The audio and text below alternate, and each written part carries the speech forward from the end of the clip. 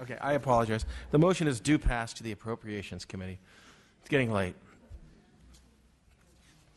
May I close? Yes, I'm sorry. Go ahead.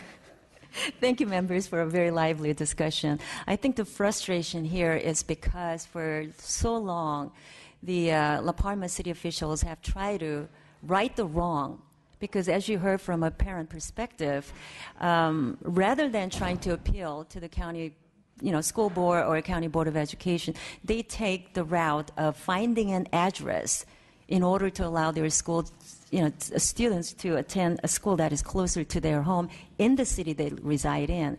And having no communication and interaction or in-person meeting, as you saw, this is the first time I was surprised too, that it's good to see a representative from Fullerton Joint Union High Schools District today, but I was surprised that I was not even informed that they were here. So it's good to see you, and I hope that when we all go back to the district, we can have a conversation on this and go forward. I just want to reemphasize the importance of this bill for the community of La Palma, because at the end of the day, school districts should be in the business of kids. That should be the first priority and the only priority.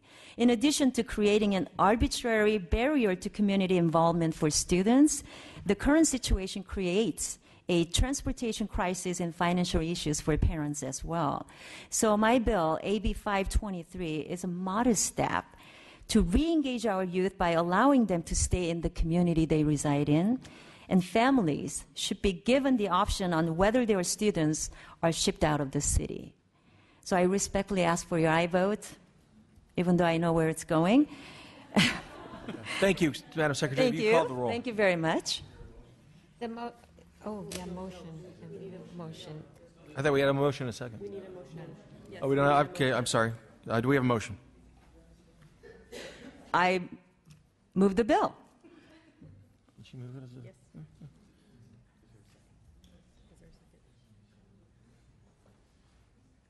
Do we have a second? I will give a courtesy second. So it's been seconded. Okay. So again, the motion is due pass to appropriations. O'Donnell? No. O'Donnell, no. Chavez? Kim? Aye. Kim, aye. McCarty? Big aye. McCarty? Santiago? No. Santiago, no. Thurman? Thurman, no. Weber? Weber, no. So it fails. 1 to 4. Okay, thank you, Ms. Kim. Thank And you. thank all of you. The bill failed. With that, I'm going to present my bill, which is AB 916, item 16.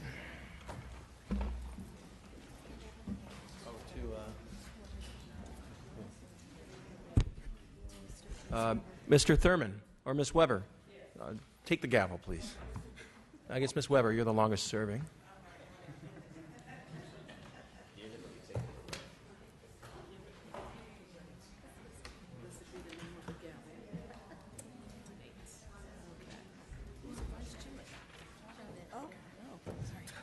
No problem. Okay.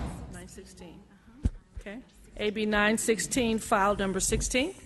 Mr. O'Donnell. He needs his words, okay.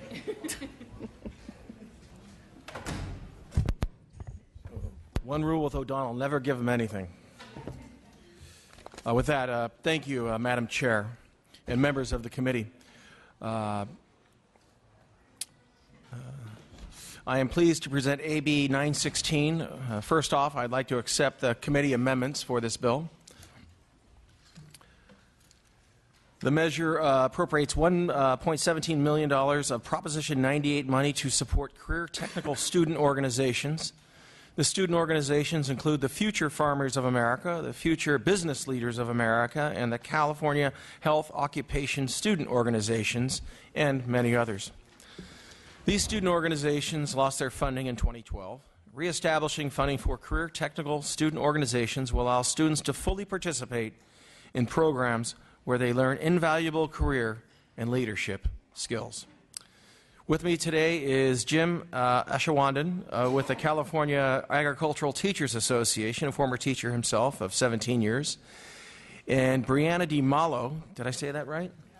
DiMello, senior at Galt High, not too far away, and a member of the Future Farmers of America. And I hope you were out there for Ag Days when I walked around. Were you? Great, great. They're here to talk about the history and funding of these student organizations, the important role these organizations play in career technical education, and help any answers you might have. This bill will help further the state's career technical education goals, and I thank you. Thank you. I think the analysis does a great job of giving some of the background, the facts, and the history. In reality, it's indisputable that career technical student organization participation really improves student performance. In fact, there's a lot of research that correlates the actual amount of CTSO participation and students actually going on to post-secondary education and graduating in higher numbers. And it's no secret that career tech education over the past few decades has been ignored a little bit in our public schools, but thankfully there is a lot more interest in it. Both the governor and other members of the legislature have introduced bills to support career tech, for which we're grateful. But it's interesting to note that as the governor's initiative and others like in SB 148 kind of hit, all of those cite the importance of CTSO participation. They recognize that it's a valuable part of career tech ed. At the same time, we've lost the resource base to improve access and opportunities for students. You can't build capacity by reducing funding, and that's exactly kind of the paradigm that happened in career tech student organization funding. Because of the budget crisis, it was swept because it had been funded in general fund, and we're at a point now where we're going to rebuild career tech. Then we better invest in those organizations that make a profound difference in the lives of young people. And it's, again, a proven model. This is a modest amount of money. And I noted in the analysis that in 1980, when Senator Leroy Green authored AB 8, there was $500,000 set aside. That's when the education budget was $9.5 billion. Today, we're a little higher than that, substantially higher than that, but this bill is only requesting 1.17, and that was, quite frankly, a bare bones, how do we get this ramped up at the very fundamental level. We have invited representatives from both DECA and FFA to be here today. Brianna's going to speak a little bit about her experiences, and we also have the other students from DECA and FFA here to answer any questions you might have. Again, thank you. Thank you very much. Yes, ma'am. Good afternoon. My name is Brianna DeMello, and I'm a proud student of Galt High School and member of Galt FFA. In fact, I'd even go as far as saying that I myself am the product of Galt FFA and the FFA organization as a whole. If we were to go back a few years in time to the summer before my freshman year, we'd see a small, insecure, and timid 13-year-old me as I began the journey that is high school. I had little interest in doing anything with FFA, and nearly all my family had been members, but my plan for high school went a little like this. Go to class, do my homework, study, graduate, and go to college. Pretty standard. However, when Mrs. Reese encouraged me to sign up for ag classes, I had no idea the impact that this simple decision would have on my life. You see, when I signed up for my first ag class, I didn't know that it would entail more than just sitting in a classroom and taking notes like most classes. I didn't realize that it would require me to engage in public speaking or hands-on learning, and I surely didn't realize that FFA would be my niche. During my time in the FFA so far, I've gained an innumerable amount of skills, everything from time management and risk-taking to public speaking and relationship building. One of the main ways that FFA gives its members the chance to try on these skills is through the many leadership conferences that they offer. For freshmen, there's the Green Hand Leadership Conference that gets first-year members excited for the years to come and teaches basic leadership principles such as goal setting and teamwork.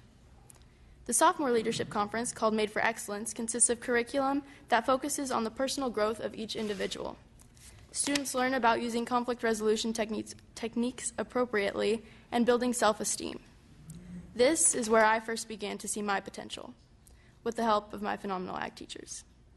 Then, for juniors, the Advanced Leadership Academy Conference focuses on further improving leadership skills, identifying important agriculture issues and communicating these with the community. During my time in Galt FFA, so far, I've had the chance to attend all of the aforementioned conferences, as well as the California Association State Conference and National FFA Convention. Without funding from bills similar to AB 916, I don't believe that I would have been able to make the most of the opportunities that FFA and these conferences have offered to me. The skills I've gained in FFA are useful to me both as a leader in my school and in my future. By being in FFA, I've become more confident in myself and have become more open to stepping out of my comfort zone. I feel more prepared for going to college in less than 5 months, over 250 miles away from home, because of the skill sets that my ag program has helped me acquire over the past 4 years.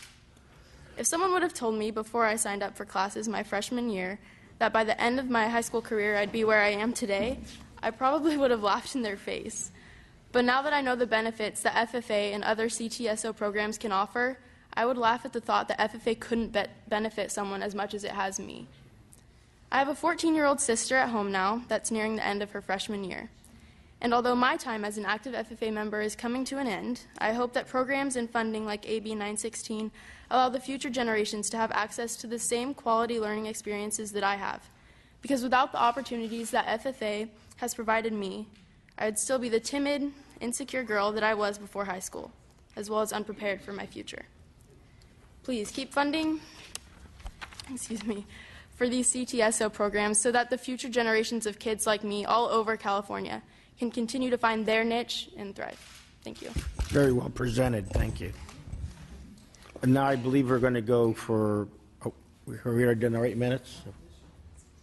Have we already used our 8 minutes? Or Just maybe if we could hear from 2 minutes to go. Go ahead, please. Mr. Vice Chair, Just members. following the rules of the chair. Don't want to break any rules. We'll just do several Me Toos. My name is Fred Jones. I'm here on behalf of the California Business Education Association. I'm really here to introduce one of our 2 CTSO organizations, which is DECA, and also FBLA as part of our business departments. So we've got some from the Silicon Valley here to speak in behalf of the bill, as well from the Business Education Association. Thank you. Please come forward. By the way, you all look very sharp. I mean, you speak well for your group. So Thank go you. ahead. Hi, everyone. I'm Albert. I'm a junior from Monte Vista High School. I'm currently the state president of California DECA, and I strongly support this bill. Thank you. Thank you, sir. Hi, my name is Moksh Jawa, and I'm a sophomore at Washington High School in Fremont, California. I'm currently serving as the Vice President of Communications for California DECA, and this 4,600-member organization strongly supports this bill. Thank you, sir. Hi, my name is Greg Chi. I'm the former Vice President of Public Relations for California DECA. And as I enter Stanford University next year, I know that me and many other of the 4,600 students across the state will strongly support this AB 916. Excuse me, sir. What does DECA stand for? DECA stands for Distributive Educational Clubs of America, but we have actually gone away from that since we've expanded outside of just distributive education and also worldwide organization now. Thank you, sir. Worldwide. Worldwide. We're raw. Next. Hi, my name is Brianna Espinoza, and I'm from Delta FFA, part of the small Yolo County area. And I support this bill just because it's been very helpful for all of my upcoming events that I hope to fulfill with college and my future. Thank you very much, ma'am. Just come up, mention your organization and your name and your position. My name is Sarah Harrison. I'm from Delta FFA. I'm a junior in high school, and Delta FFA has helped me gain confidence and learn how to speak in public. Thank you. You did a great job. Hello. Hello, my name is Jessica McLaughlin. I'm from Galt FFA, and I support this bill. Thank you very much. Very good. Hello, my name is Jennifer Billingham, and I am a senior at Galt High School. I would really appreciate if this bill would pass because it would help many kids in the FFA. Thank you, ma'am. Good afternoon. My name is Blake Weiss, and I support this bill. Thank you, sir. My name is Tristan Manning, and I'm from Galt FFA, and I support this bill. Thank you, sir. Good evening. My name is Fatima Castellanos. I'm from Galt FFA, and I strongly support this bill. Thank you, ma'am. My name is Justine Bussey from the Galt FFA chapter, and I strongly support this bill. Thank you, ma'am. Hello, I'm Cassandra Akins, and I'm from Galt FFA, and I strongly support this bill. Thank you, ma'am. Thank you. Are there any in opposition to the bill?